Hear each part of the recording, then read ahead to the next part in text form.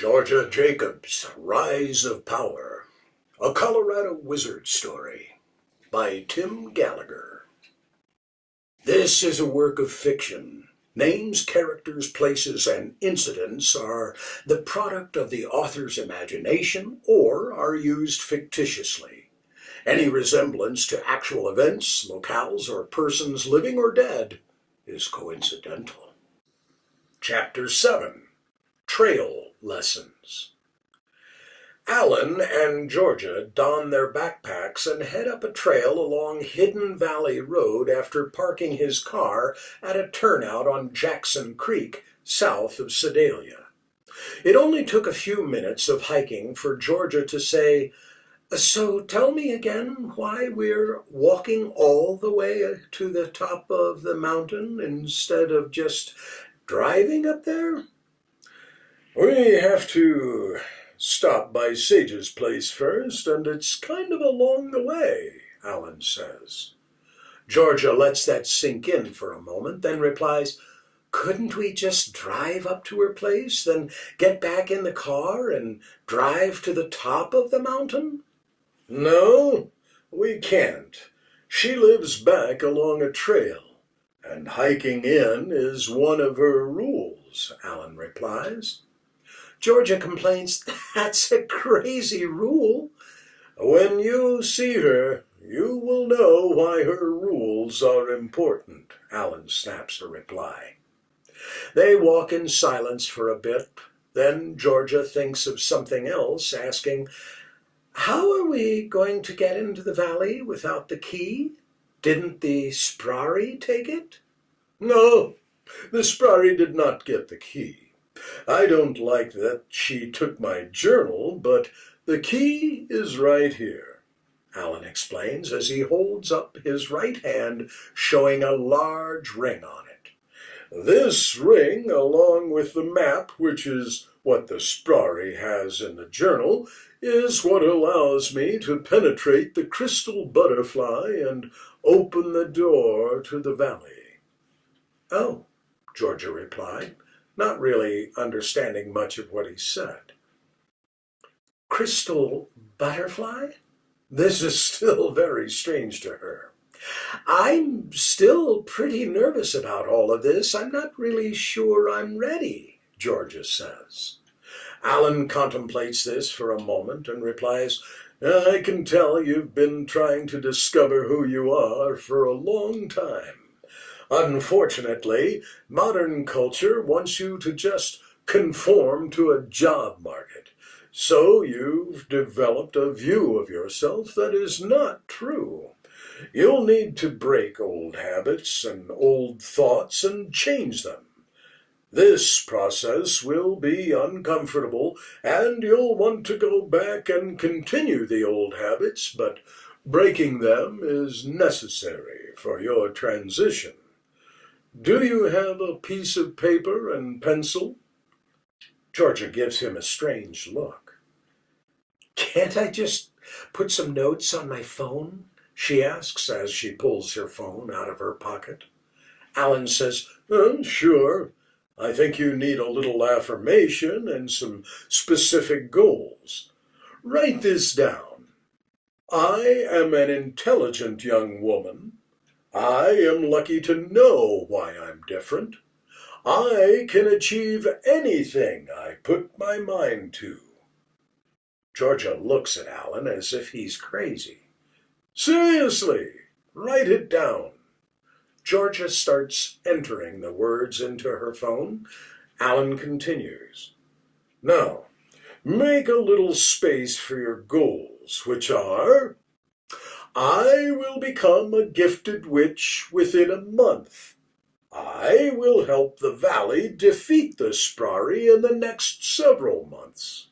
I will return to my mother afterwards as a mature witch, unharmed and healthy."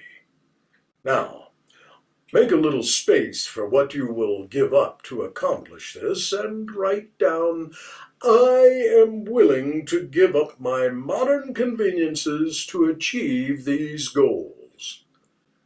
Alan waits for Georgia to finish typing. "Okay, now Read it back to me, he says. What? It seems kind of silly, Georgia complains.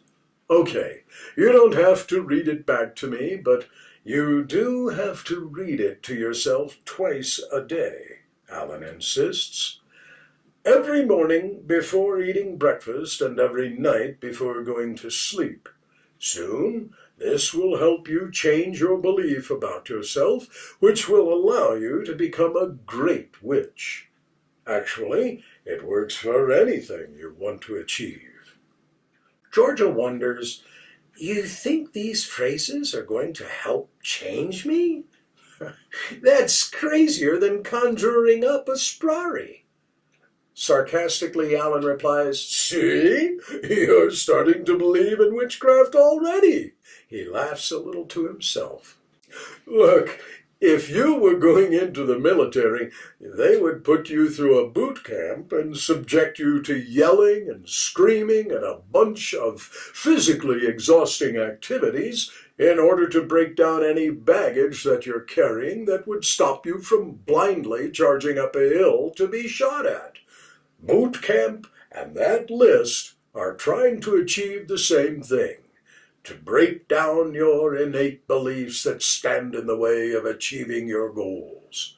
Of course, that list also affirms what your goals are.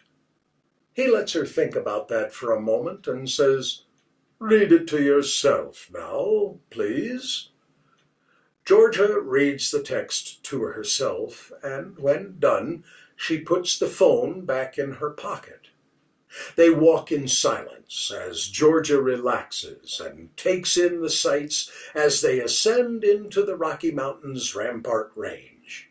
She's been to this area before, known for its numerous dirt bike and ATV trails, along with its wonderful off-grid campsites. It's a great place to get away for the weekend and forget about the rat race of Denver or even Castle Rock. As they walk, she can see some beautiful mountain homes nestled in the woods. Probably a second home for some wealthy Denverite. Often close by to those homes is another not-so-lovely home of someone who wanted to get away from the city and use their very last dime to buy something cozy. The piles of wood, old cars, and general clutter around their rusted tractor or ATV are clear signs that they struggle to even make ends meet out here, but, in a way, she is impressed that these people have shrugged off city and suburban life for something that requires more self-sufficiency and fierce independence. They've broken away for the norm. Living out here full-time requires strength and is not for the faint of heart. Dealing with the winter snows is difficult. She laughs to herself as she thinks that there probably isn't a single pair of high-heel shoes within 20 miles of the place, except when the rich Denverites visit for the weekend, pretending to be outdoorsy with their fashion boots. Then she concedes to herself that she doesn't much like wearing high heels anyway. They walk in silence a little further as she admires the rock outcroppings and the view of distant buttes off to the east when she realizes she hasn't seen a house for the last 20 minutes. Finally, a little clearing, Alan says, breaking the silence. We'll be stopping here for the night. How about you collect some firewood? He starts to get situated. It's not even dark. Why don't we continue and see her tonight? Georgia asks. One of her rules is no visitors at night, only in the morning, Alan explains. These rules are crazy. If this sprari threat is so urgent, we should keep moving, Georgia insists. Alan shakes his head as he replies, When you see her, you'll know why the rules are important, Georgia mockingly interrupts. Okay, I'll get some firewood. The rules are stupid. I hate rules. She goes closer to the brush, looking for sticks and downed limbs to use for firewood, as Alan gathers some stones to make a campfire ring, dropping his backpack in a place flat and smooth enough to sleep on. Georgia comes back with an armful of wood, dropping it near Alan. Is this enough? And shouldn't you be teaching me something instead of making me get firewood? Sure. The power of premonition. It works like this, Alan says as he clears an area for the fire and arranges some stones to act like a stove. Something is going to happen, and you recognize that it will happen and you react before it happens. You had a feeling in the coffee shop, as I did. Since the Sprari's power is so strong, I'm good with the physical aspect, but not so much the intuition aspect. That part is very much a personal discovery process and is actually stronger in women than in men, ergo, women's intuition. It's a real thing, you know. Alan pulls a small frying pan from his backpack and checks how it will sit on the stones. He continues. The physical aspect is if you are in immediate physical danger. Sometimes it's not even you, but someone or something you care about. Like a favorite picture about to fall off a wall. You move to grab it before it falls. Intuition is a feeling that something may happen in a couple of days if certain other unknown events happen first. Sometimes you hear people call it a gut feeling. Georgia, kind of understanding, replies, So, like if that tree there was about to fall on me, I would know it and move out of the way before it fell? Exactly. Come here and put your hands to your sides, Alan says. Georgia puts down the wood and stands in front of Alan with her hands at her sides. Okay, now, what I would like you to do is, Alan slaps Georgia on her right shoulder. Surprised, Georgia asks, What was that for? Well, don't tell me that you didn't know that was coming, Alan says. No, I didn't, because I don't have the power of premonition, she replies. Alan smiles and says, Yes, you do. Let's try it again. This time, just stare into my eye, the good one. And don't think about talking to me, but just stare. Let your premonition take over. Alan moves slowly to slap her right shoulder, and Georgia slowly blocks it, then the left shoulder. She blocks it. Alan increases the speed, and Georgia keeps up. Left, right, left, right, right, right, left. Faster and faster, they're both strangely in sync. Suddenly, Alan spins for a roundhouse kick, but before his foot reaches George's head, she front kicks him, knocking him back and off his feet as he stumbles to the ground. Oh, God, I'm sorry, I didn't mean to do that, Georgia says, surprised at her actions. Are you okay? I'm so sorry. Alan, rubbing the dirt off as he gets up, replies, I'm okay, and that is the power of premonition. You knew I was going to kick and you reacted. I was hoping you would just step back out of the way. Are you sure you're okay? She asks, still concerned. Why don't we just eat and then get some sleep? We have to get started early in the morning, Alan suggests as he goes back to preparing the fire for dinner. Are you sure you're okay? Georgia asks, still concerned. In the morning, Alan wakes before Georgia and early enough to see the sunrise over the buttes to the east. It's a classic orange Colorado sunrise that turns to a deep blue sky day surrounded with crisp mountain air. Being that they camped at about 8,000 feet above sea level, wakey, wakey, he says as he stirs a pot of coffee and pours it into some mugs. Georgia slowly sits up, rubbing her lower back and her neck, since she's not used to sleeping on the ground. Not even the camping mat gave her much comfort.